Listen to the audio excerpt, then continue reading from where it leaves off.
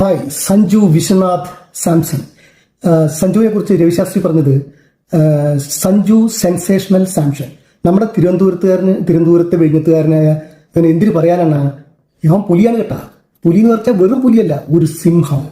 നോക്കൂ, 5 കളികളാണ് സഞ്ജുവിന് കളിക്കാൻ പറ്റിയത്. 5 കളിയിൽ നിന്നും 321 റൺസ്, അതായത് ഏറ്റവും കൂടുതൽ റൺസ് എടുത്ത മൂന്നാമത്തെ താരം.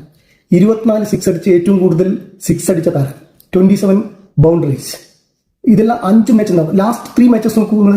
ലാസ്റ്റ് 3 മാച്ചിൽ ഒന്ന് വെർച്വൽ ക്വാർട്ടർ ഫൈനൽ വെസ്റ്റ് ഇൻഡീസിനെതിരെ കൊൽക്കത്തയിൽ 97 നോട്ട് ഔട്ട്, ഇന്ത്യയെ സെമിയിൽ എത്തിച്ചു. സെമിയിൽ ഇംഗ്ലണ്ടിനെതിരെ 89 റൺസ് ഇന്ത്യയെ ഫൈനലിലെത്താൻ സഹായിച്ചു. ഈ 2 കളിയിലും മാൻ ഓഫ് ദി മാച്ച്.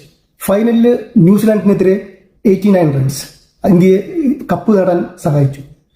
ടൂർണമെന്റിലെ താരവുമായി man of the series. Jasprit Bumrah നോക്കൂ, ഫൈനലിലെ man of the match. 15 runs വിട്ടുകൊടുത്ത് 4 ഓവറിൽ 4 വിക്കറ്റ്സ്. ഇന്ത്യൻ പ്ലേയേഴ്സ് എല്ലാവരും അവരുടെ റോള് വളരെ മനോഹരമായി ചെയ്തു ഞാൻ പറയുള്ളൂ. അവരെ എടുത്തു പറയാൻ പറ്റില്ല. എല്ലാവരും കളിച്ചു, നന്നായി കളിച്ചു. ന്യൂസിലാൻഡിലെ പറയുകയാണെങ്കിൽ ടീം സൈഫറ്റും മിച്ച് സാൻഡിലും മാത്രമാണ് എന്തെങ്കിലും ചെയ്യാൻ കഴിഞ്ഞത്.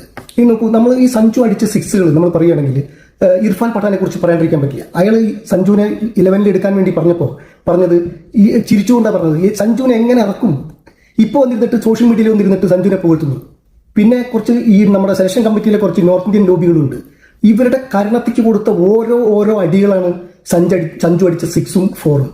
സഞ്ജു നല്ല രീതിയിൽ കൺസിസ്റ്റന്റ് ആയിട്ട് ഇങ്ങനെ കളിക്കണമെന്നാണ് നമ്മളുടെ എല്ലാവരുടെയും ആഗ്രഹം. കേരളത്തിന്റെ പ്രശസ്തിയും ഇന്ത്യയുടെ പ്രശസ്തിയും വാനോളം എത്തിക്കാൻ സഞ്ജുവിന് കഴിയട്ടെ എന്ന് വിശ്വസിക്കുന്നു. സഞ്ജുവിനെ എല്ലാവരും പറയുന്നത് ചേട്ടൻ പൊളിയാണ് കേട്ടോ. വയസ്സ് കുറവായതുകൊണ്ട് ചേട്ടൻ വിളിക്കാൻ പറ്റില്ല. അനുജ, നീ സൂപ്പറാടാ, പൊളിയാണ് കേട്ടാ.